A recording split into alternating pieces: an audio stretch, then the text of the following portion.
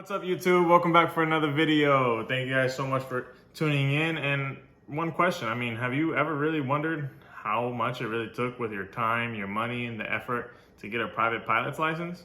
Well, this is the video for you. Thank you so much for tuning in, and let's go ahead and get right into it.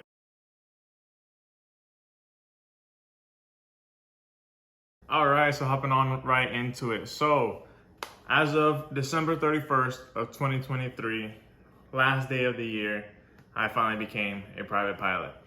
Now, it's been quite the journey getting to there. I started my training back in May of 2023, so 5/2023, and finished my private pilot on December 31st of 2023. So all in all, it took me about 7 months to complete my private pilot's course, going through all my training, building all my hours, getting all my endorsements, and just getting everything ready in order to take my private pilot check ride. All right, so for those of you who haven't been watching any of the videos, I started over at ATP in Tampa, Florida. It's a big flight school. It's a massive flight school. You've most likely heard of them.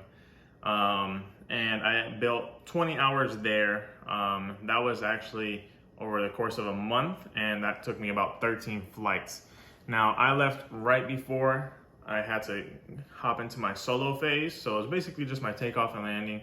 I got to go learn in the Piper Archer that they had. It's a low wing, very nice plane. Had a G5, so very nice setup. And basically all electronic, a little bit of gauges, so it did kind of teach you kind of best of both worlds, I would say. Now, after that month, I decided ATP just wasn't for me, and we will go into that in a little bit as far as what kind of helped me make that decision, and then I actually switched. So I went to a different school, one that was local. It was also Part 61, so I ended up getting an instructor. So the transition into the new school actually helped me a lot. It did take me a month off of my training just because I needed to, close things out with ATP and then start things with the new school.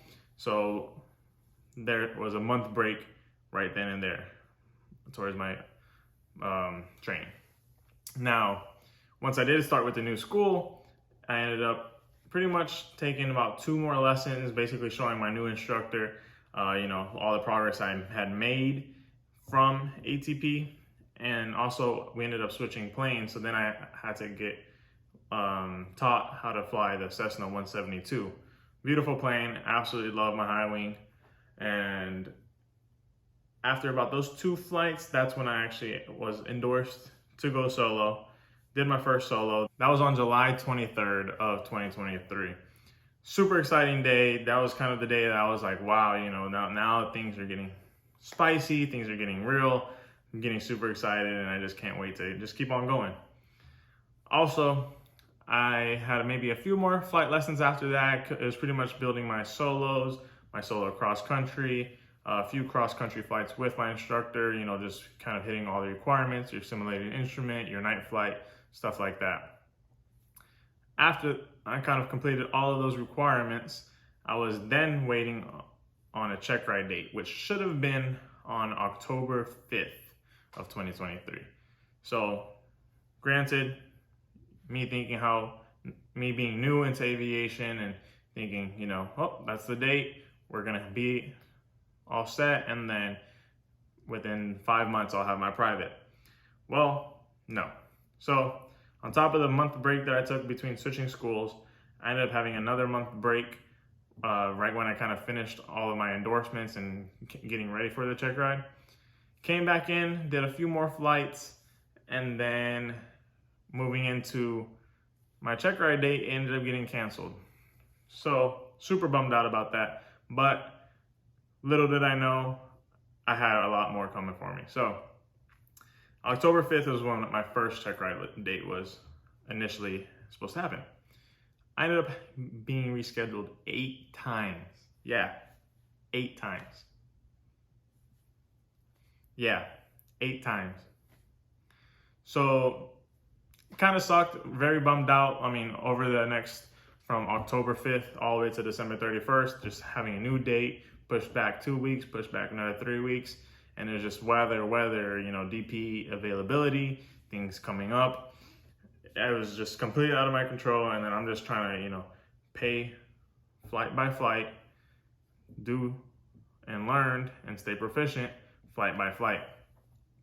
And that definitely was a big bummer, but persevered through it, kept up, never gave up.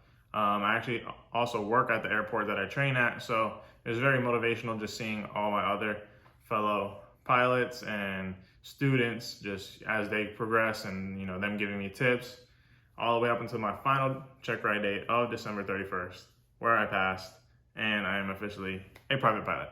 All right, so moving into just a few different facts and numbers, that way I can kind of show you guys how much it took me, and then how much, you know, you can kind of see how much the average flight hours it takes a student to get their private pilot license. And then I'll also tell you the cost as well, because I'm going to be super transparent, because I definitely wish I had this available when I wanted to start training.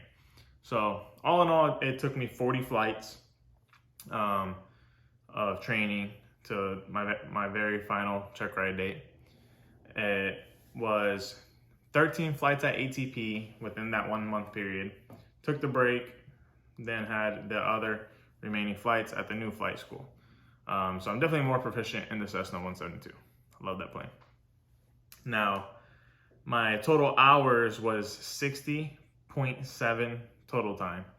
That's how much it took me to fully complete my private pilots. With that, I had 3.5 hours of simulated instrument. I had 14 hours of cross country, 6.4 hours of night, 54.3 hours of day, 15.5 hours of PIC time, and 45.2 hours of dual. Landing wise, I had 155 landings during the day. I've landed a plane 155 times. At night, I had 16 total. So kind of crazy when you finally get to this point and then you kind of like start counting and you're seeing the numbers and you're like, holy crap, I really did that. And it's possible and it's doable. And if you're in the same situation, or if you're a student, just know you can't give up. Keep on going. With time and with practice, you'll get it done. If you are a seasoned pilot and you're watching this video, then you know exactly what I'm talking about. So that's great. All right, now also going into a little bit of the finance about it. So my private pilot took me all in all $18,876.42.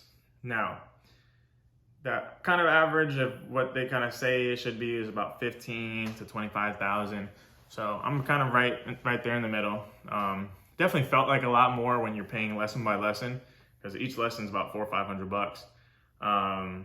But when you do add it all up with the hours that I have completed, that's what it came out to for me. Now, if you are talking about how those hours kind of accumulated into that price, ATP was 13 hours total time. Now, the dual cost for the instructor and the plane was $350 per hour when I was there. So very, very expensive. ATP is known for being expensive, and that's the main reason I left. And once I kind of started getting all that and figuring out, wow, this is just not for me. I mean, I can do the same thing for a much lower price and save myself in the long run. And not including the 10 hours of simulated time in their FTD. Now that was at $175 per hour for the flight training device.